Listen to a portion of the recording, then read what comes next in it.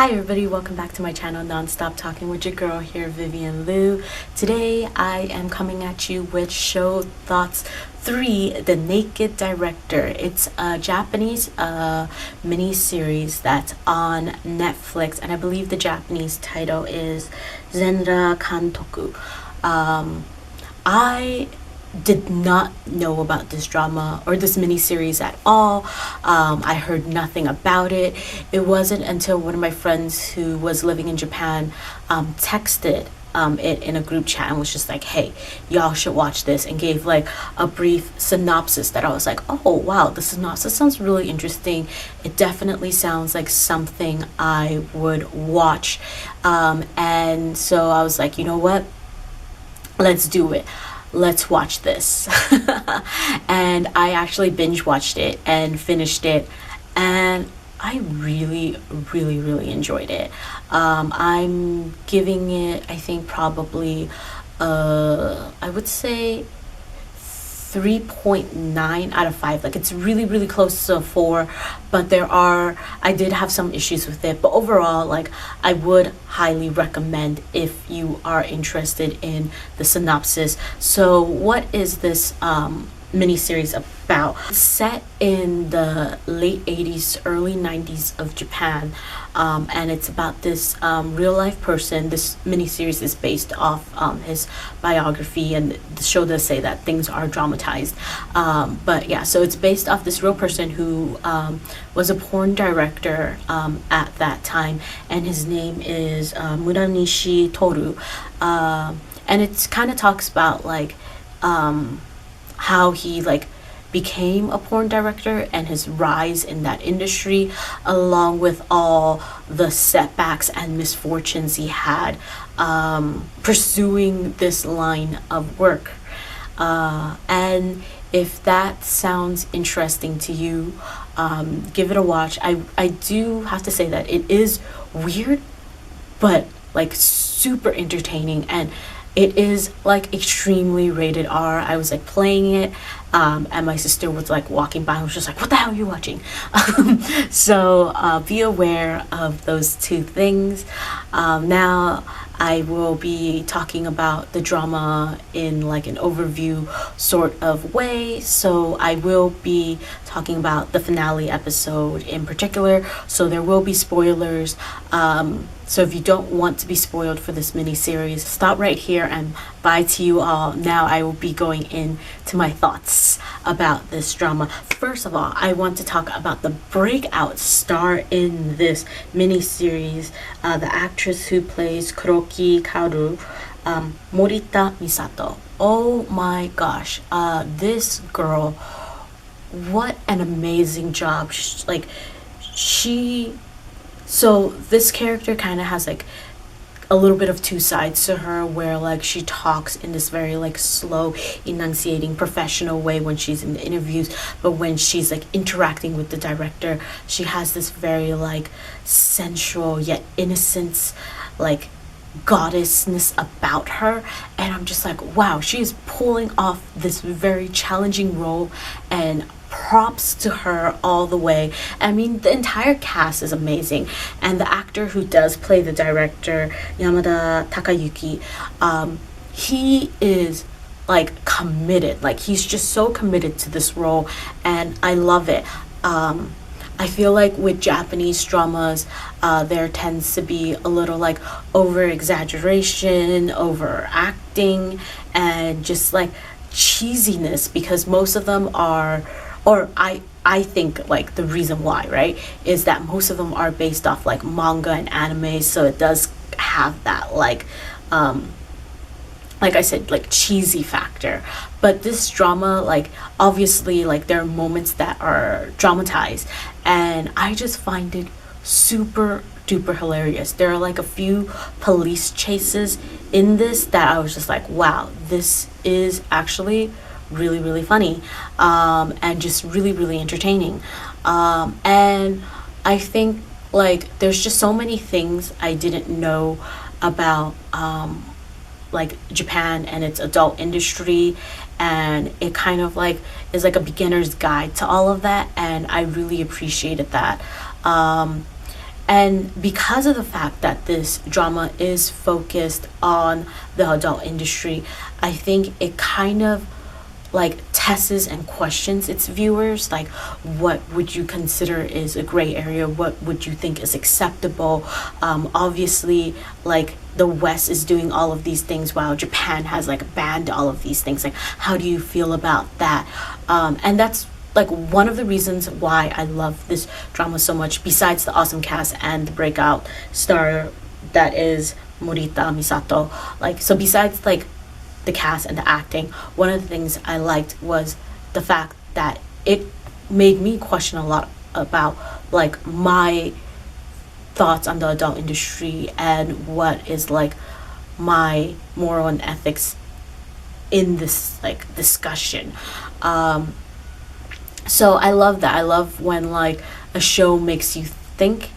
And there's like so much injustice that happens to the director, and there's just so much gray and there's so much black areas that get touched and mentioned, and it's very gripping in that sense as well. Like I said, this is a mini series. There's only 8 episodes, so it's a very quick and easy like mini series to just binge watch, which is what I did. And I personally think like everything about it was really good. I think even though it was really short, every single character had their time to shine, had their time to develop, and show you who they are becoming. And I really enjoyed that aspect. Like I said, I do have a few issues with it. And one of the biggest issues in particular I had was the fact that like when I got to episode 8 and I finished it, I really thought Netflix had not finished uploading the entire season.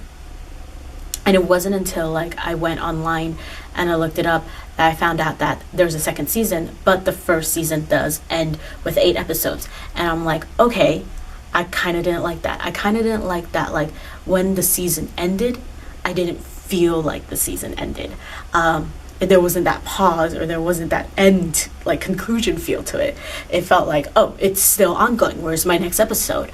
So I didn't like that. It felt like it just cut off, and left me like out hanging. So that's one of like my like biggest like problems with it, I would say. But overall, I just really liked, first of all, the group dynamic, I think, is very well done. And I would highly recommend this for people who were kind of like me, kind of iffy about it being like a Japanese drama, who've seen like a few stuff recently and just have found like them very cheesy. I think this one is has its like emotional moments, like nothing super duper emotional, but it does have its like emotional moments. It definitely has its like funny moments, and it definitely will like question and test you, and I love that the most. And like I said, it's a very well casted, well acted, great group dynamic, entire like so I want to thank my friend Dawn for recommending this to me, because this was not on my radar at all. Like I heard nothing about it, shockingly. And yeah, he just brought it up in a group chat, and it sounded like something I would be interested in, and it really was. And I'm so glad that I watched it. It's definitely one of the most memorable things I've seen this year. I feel like towards the end, the drama does get a little bit like gritty, especially when the director's first partner in crime, I think was his name Toshi, like the first partner in crime, like takes on the Yakuza life. He butchers his first body, gets into drugs and stuff. That's when things like start getting like kind of gritty. And I was just like, ooh, I really, really want to see this side. I really want to see like the gritty and dark side of it.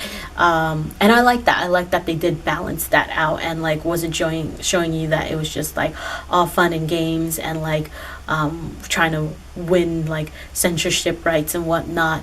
And I think another aspect I really liked was just the fact that the two like the two AV actresses that the director of this, or the main director of this, got to work with, like afterwards they really promoted like female sexuality, and it's great to see that, and I really respected that aspect of the drama as well. And overall, I just thought it was really interesting because I didn't like, obviously there's a lot of aspects of porn that is fake, and it's often discussed about like how porn is fake, but I didn't know that like in the beginning of like Japanese porn, like everything was fake, like everything was just taped up and the taped up parts were censored.